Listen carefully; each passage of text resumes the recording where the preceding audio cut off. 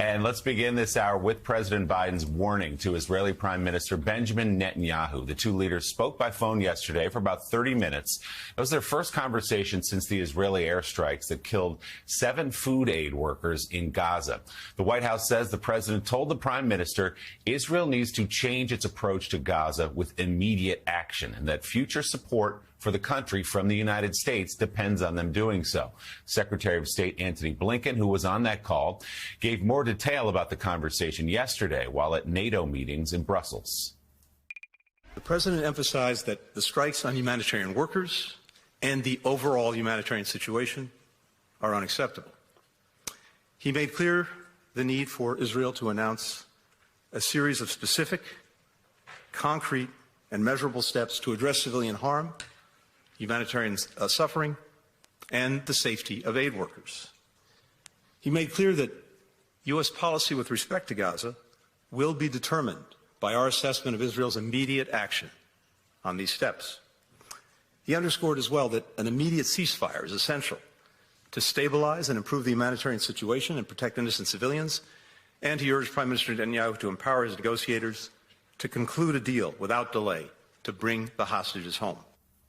After the phone call between President Biden and Prime Minister Netanyahu, Israel committed to opening more aid routes into Gaza, saying it will use the Ashdod port for the direct delivery of assistance and will open a crossing to allow aid to reach the northern part of the territory. Israel also will significantly increase the amount of deliveries from Jordan into Gaza. No timetable spelled out yet. However, according to a White House National Security Council spokesperson, the steps announced by Israel, quote, must now be fully and rapidly implemented. So, Joe, another intense phone call, this time between President Biden and Prime Minister Netanyahu, all, of course, coming on the heels of that awful tragedy where 7 aid workers were killed.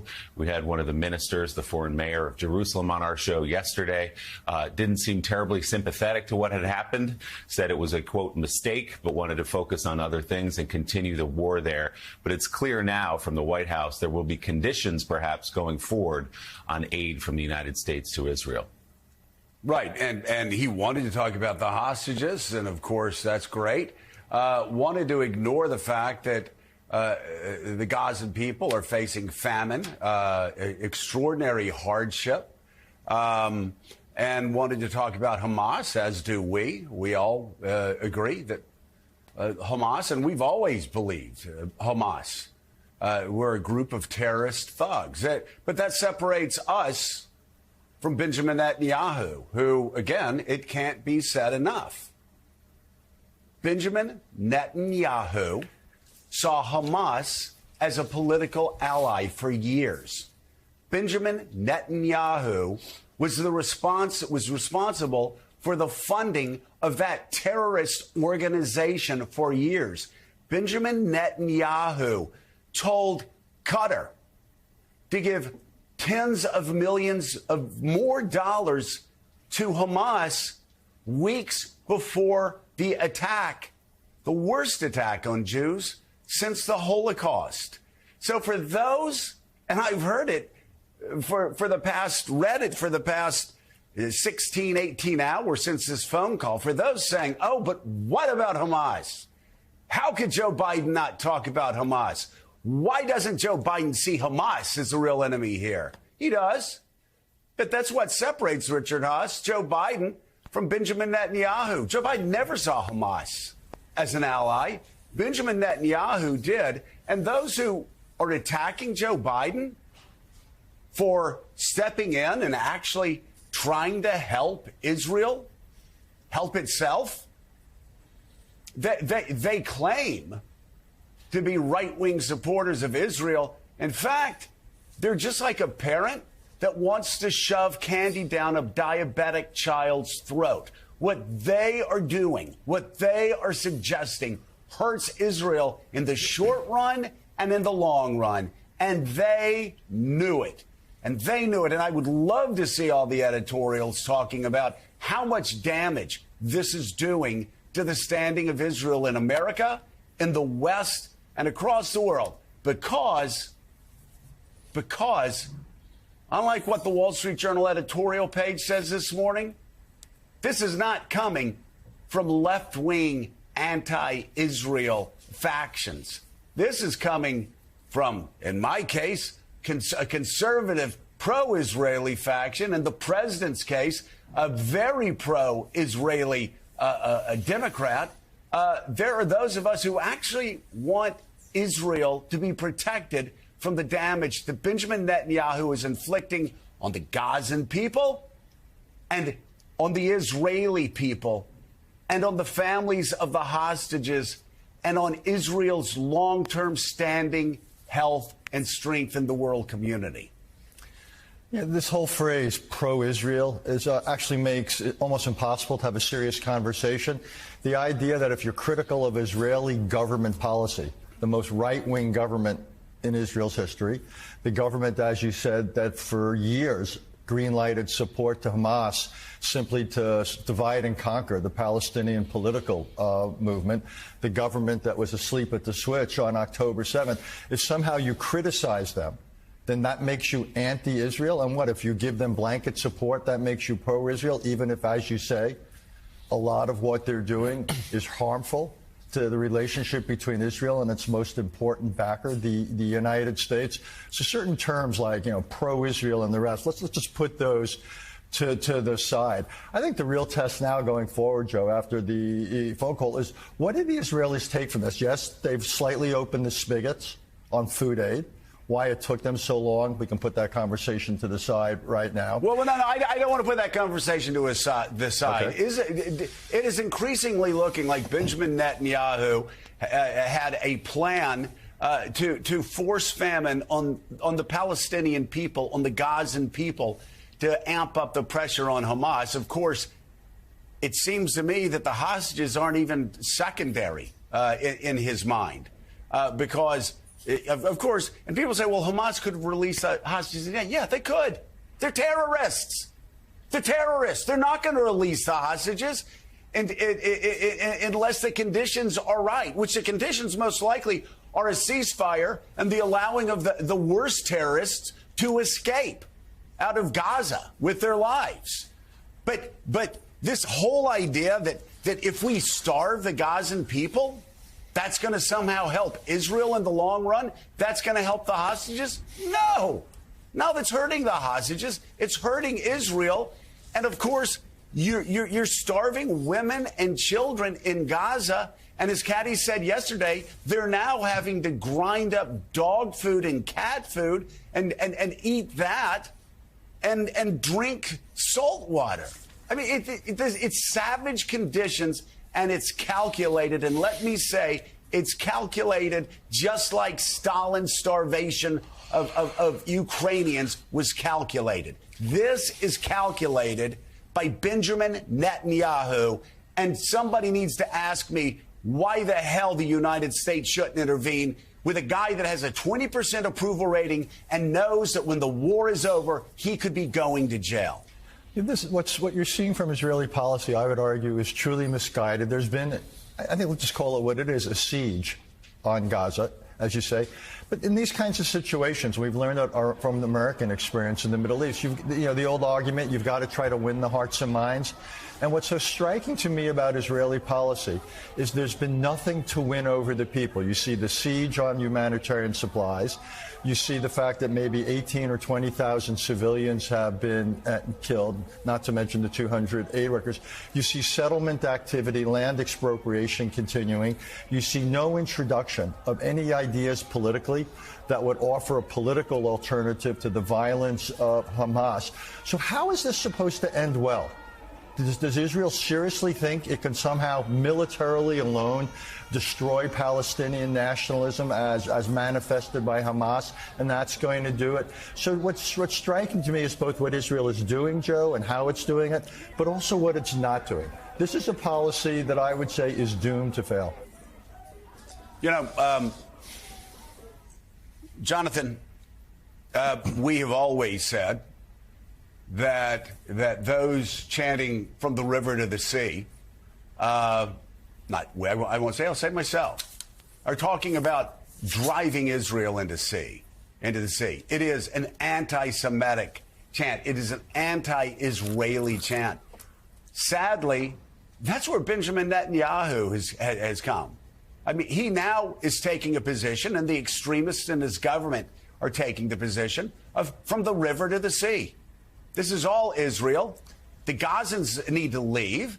We're going to continue to steal land from the Palestinians in the West Bank. We're going to continue driving Palestinians off their own land. Benjamin Netanyahu and these extremists now say all of the land is theirs. The West Bank, Gaza, everything. The Palestinians need to leave. Let me tell you something. The Trump administration thought that they could get Middle East peace by cutting the Palestinians out. I thought it was a preposterous idea at the time. I was glad to see some Arab nations making peace with Israel. But their calculation was, we can buy off these countries. We can give them something that they want. And all the Arab countries hate the Palestinians anyway, so they'll be glad to cut the Palestinians out of the peace deal. That was the calculation. You can't cut the Palestinians out. We've seen what happens when you try to pretend they don't exist. And this is the fantasy world that Benjamin Netanyahu is living in. And why should Americans that don't give a damn about the Middle East care about it? Because it impacts us. Because we are Israel's guarantor. Not just militarily, but we guarantee their existence. And if we're going to guarantee their existence like we have since 1948, then we need a partner that is going to act responsibly and it's going to understand there has to be a two-state solution. And now they've moved away from it. There's a no two-state solution. Well, it's just not going to work. And the United States can't continue as Israel's partner if there's not going to be a two-state solution, because we're going to see war for another, 60, 70, 80 years, and we're going to be in the middle of it. So this is a story that I think is so important, and it's been flying under the radar, I think, for a lot of politicians, pollsters. I remember having a conversation a few weeks ago with a pollster who couldn't figure out why there was a growing divide between young men and young women politically, with young men breaking far more to the right than young women. Well, according to a recent analysis by The Economist, data shows that in many rich countries, younger women are becoming sharply more liberal while their male peers are not. The divide is evident here in the United States as well. The latest Wall Street Journal poll finds that President Biden draws only 37% in men in the 7 swing states on the ballot. That includes only him and Trump. Those are far weaker showings than the 46% of men that Biden won in the 2020 election. In 2020, Biden won 55% of women and 46% of men, a gap of 9 points in the Journal's national and swing state polls. That gap's now at 13 points, due mostly to his deteriorating support among men. And Willie, this is something that I remember in 2017, 2018, talking to a friend who was the head of school at one of the most elite prep schools in America, and saying, from just what I was picking up from these campuses, these elite campuses, whether it was prep schools or colleges, I said to him, I said, listen, you have to understand something. If you keep pushing young boys, young men into the corner, telling them, that they're toxic or are just suggesting they're guilty because they're men, you shove them into that corner, I promise you, they're going to come out Trumpers. This is whatever you think you're doing, whatever wrongs you think you were righting, you're actually doing just the opposite. And you are going to strengthen Donald Trump, and you're going to strengthen people like Donald Trump with these actions. Well, he smiled, we remained friends, and of course he and everybody else did absolutely nothing. And it's not just in elite prep schools, Willie, and elite colleges, even though that's happening there. Not as much, I think, as it was a few years ago. But you've seen it just like so many other New York City parents have. Yeah, I mean, if you tell young boys and young men that they're toxic, that they're in some way inherently bad, at some point they begin to resent that and look for a place that's not telling them that. In fact, is saying the opposite. So it's such a complicated and fascinating issue, and I'm so glad we're doing this segment, because there is something about recapturing some old version of masculinity that Donald Trump and podcasters and a certain culture in this country that is really putting its finger on and trying to convince men and young men that they can help bring us back to that place. But then there's also the other side of it, which is pushing men away in many ways. And there are so many inequities and inequalities in terms of gender that need to be righted over centuries and centuries, and we're on our way to doing better with that, I hope. But I don't think you have to do I think you can do two things at once, as we say on this show. You can lift people up without pushing the other gender down. Let's continue this conversation with the deputy editor of The Economist, lead author of the piece we just mentioned, Robert Guest. Robert, good morning. It's great to have you on. In the piece for The Economist titled Why Young Men and Women Are Drifting Apart, you write about why we're seeing such divergent priorities between the sexes. And you write, in part, the most likely causes of this growing division are education. Young men are getting less of it than young women. Experience. Advanced countries have become less sexist, and men and women experience this differently. And echo chambers. Social media aggravate polarization. Also, in democracies, many politicians on the right are deftly stoking young male grievances, while many on the left barely acknowledge young men have real problems. But they do, starting with education. Although the men at the top are doing fine, many of the rest are struggling. In rich countries, 28% of boys and only 18% of girls fail to reach the minimum level of reading proficiency, and women have overtaken men at university. So, Robert, where do you start looking at this trend? What's the source of this? Because, as you say, it was equal for many, many years and seems to have gone in a different direction in recent. So what you start by is remembering this is not just an American problem. This is something we're seeing all around rich and developed countries, you know, places as different as sort of Poland, America, France, South Korea, China. And then you've got to look at what's changed. And we were very, very careful not to exaggerate this. We got our data team to look very carefully at the highest quality polling and how it had changed over time. And we found that the gap, if you put yourself on a scale of sort of, 1 to 10 from sort of very liberal to very conservative, 20 years ago, there was basically no difference between young men and women. That's sort of 18 to 29-year-olds across the 20 rich countries that we looked at. But now the gap is about 0.75, and that may not sound very much, but most people cluster around the middle. It's actually a very big gap. It's about twice as large as the gap between people who went to college and people who didn't go to college. And people who go to college tend to skew much more liberal. And in America, the gap's double the average. It's 1.4. That's very big. And that suggests that people are hearing a different account of reality. And it's, we think it's partly because, men are more likely to be doing badly in education. And that affects them in the job market, and that affects them in the dating market. And some of them, a minority, but a significant minority, are blaming women for the fact that they're not doing very well in the job market and the dating market. And then when you add social media to that, everyone's in these echo chambers. So, if you're female and you look at a Me Too story, you're going to be served up more Me Too stories. If you're a guy and you look at a story about someone being falsely accused of rape, you're going to be served up more stories like that. And this gives you a greatly exaggerated view of the risks that you personally face. And that's very polarizing. So, Robert, I wrote quite a lot about this in a book I wrote last year, The Power Code.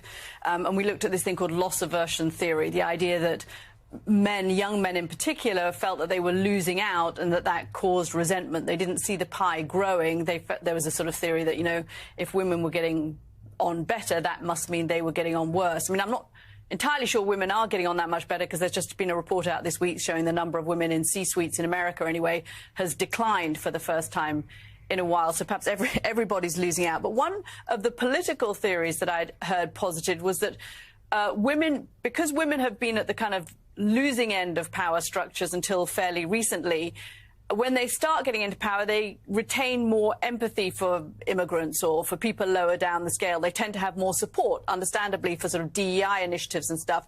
And that tends to actually push women more to the left. So it's not just that men are going more to the right, it's that women are becoming more liberal. And I wanted you to talk about that side of the equation. What's happening there?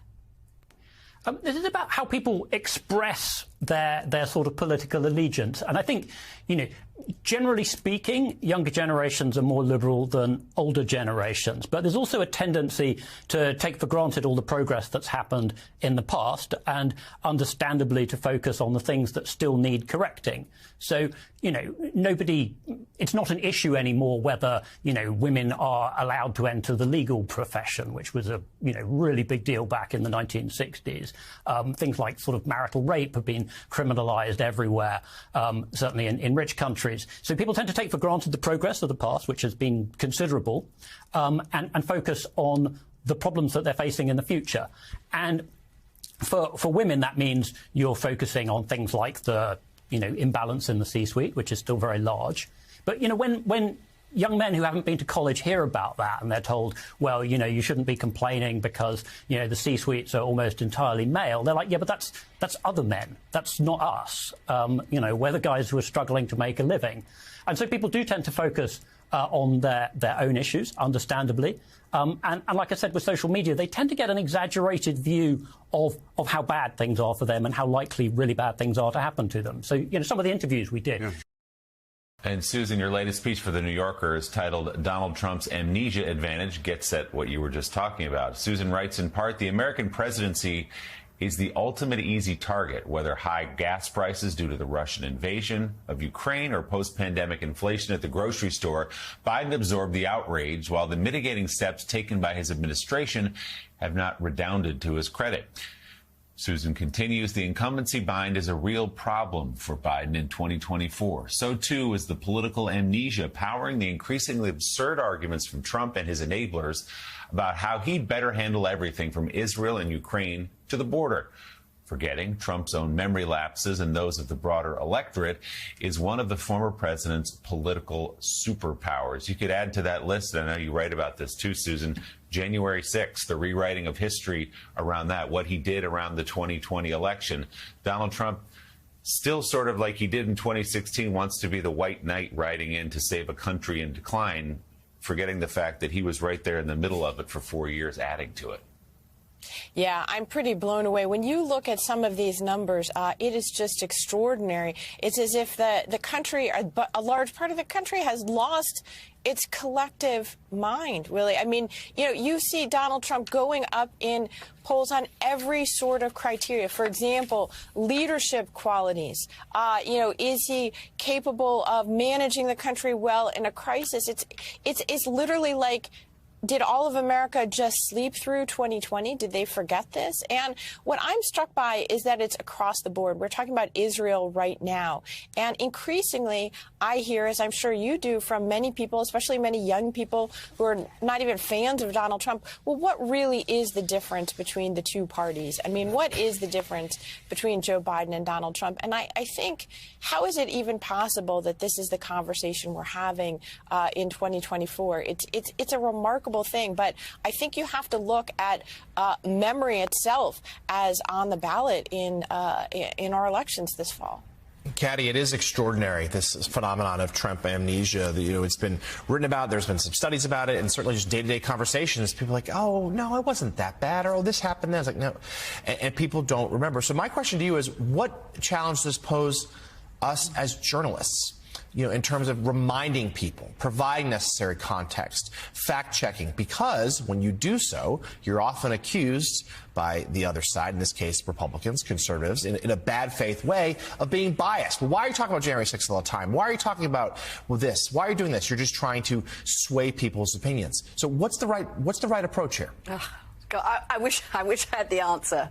I mean, I really do, because I think Donald Trump has always been one of the most tricky politicians, if we call him that, figures to cover. Right from 2015, when he came down the escalator and he got a huge amount of attention, a huge amount of free airtime, partly because he was new, he was newsworthy, right? He was a different kind of politician. He was someone running for the presidency who had never been elected before, who said extraordinary things that were right outside of the political mainstream. And then I think after he left office, part of the reason for the amnesia was that we'd gone through 4 years of government by chaos. I mean, that was the way Trump operated. It was, for all of us journalists who covered it every day, it was sort of exhausting. And I think for the country, there was that as well. I mean, poll after poll showed us that people were exhausted by the Trump presidency. Even people who were big supporters of Donald Trump found it very tiring and found the level of exhaustion high. So perhaps that's why people wanted to forget. We just, we didn't want to go back to thinking about all that tiredness and the stress of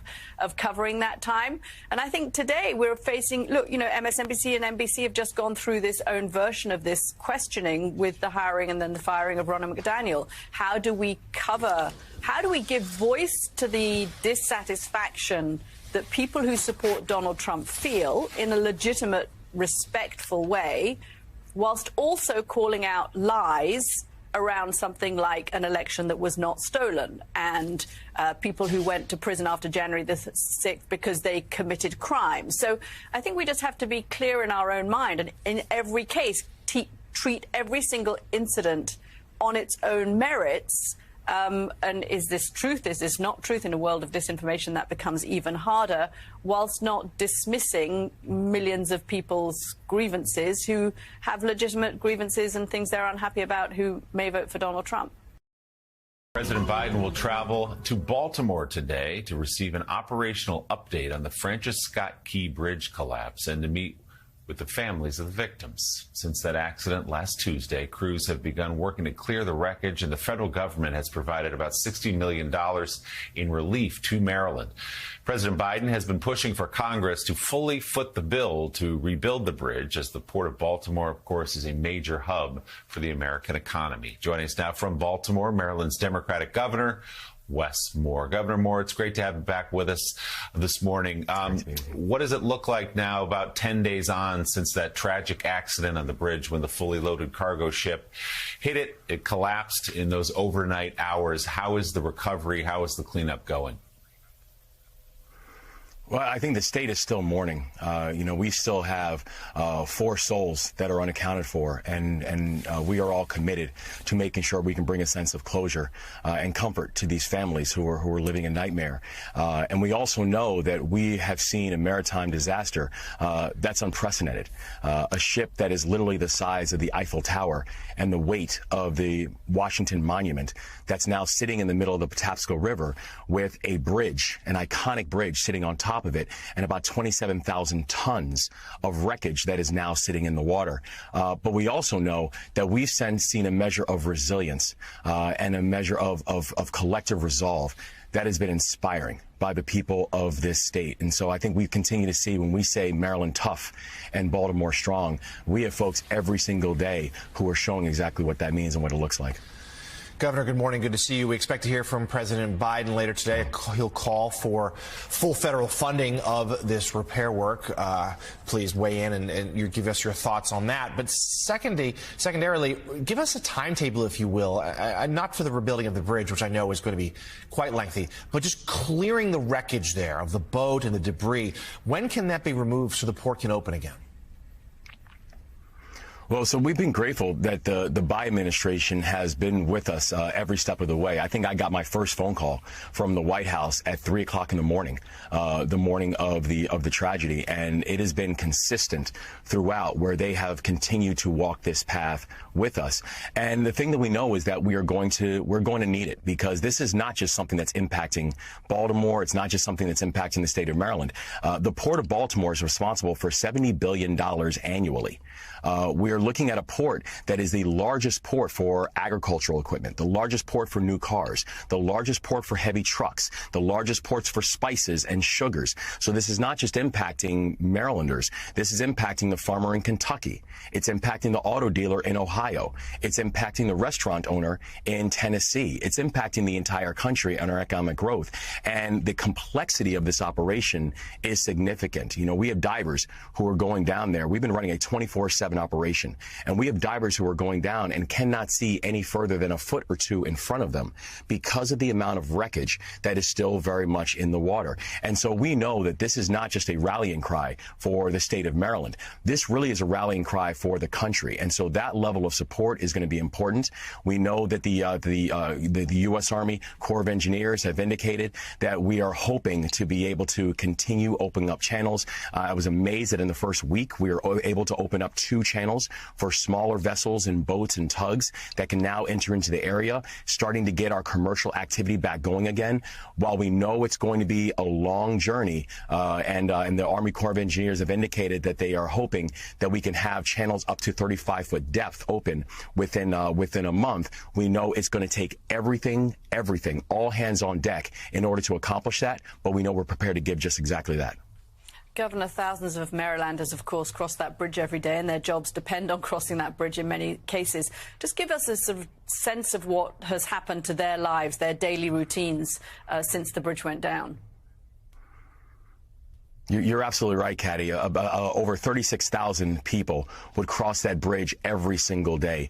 And so our Maryland Department of Transportation has been working around the clock to create alternative routes, being able to utilize areas like 95 and 895 to get people from where they live to where they work, where they worship, where they go to school. And so while we've been able to create these alternative lanes and alternative avenues of traffic, we know that we're also asking patience for the people of this state. And it does bring up a much larger point about critical infrastructure. You know, the highest priority that I have as a chief executive is to make sure that our people are safe and to make sure that we're moving in a coordinated fashion to ensure safety for all of our people. And that includes critical infrastructure. And so I think this is just a continued evolution that we have got to do to make sure that we have multiple pathways, multiple modal transportation assets for people to go from where they live to where they work. That's also going to help to get an economic engine going and making sure that economic growth can be participatory and not exclusionary. All right, we hope they can get back up and running. And in the meantime, as you say, our thoughts are with those 6 families mourning the loss of loved ones this week again. Maryland Governor Wes Moore, we always appreciate your time. Thanks for being here this morning. How it works is you got a 98% offset, okay? There's big gaps here is when you're selling a whole bunch of electricity back to the utility company.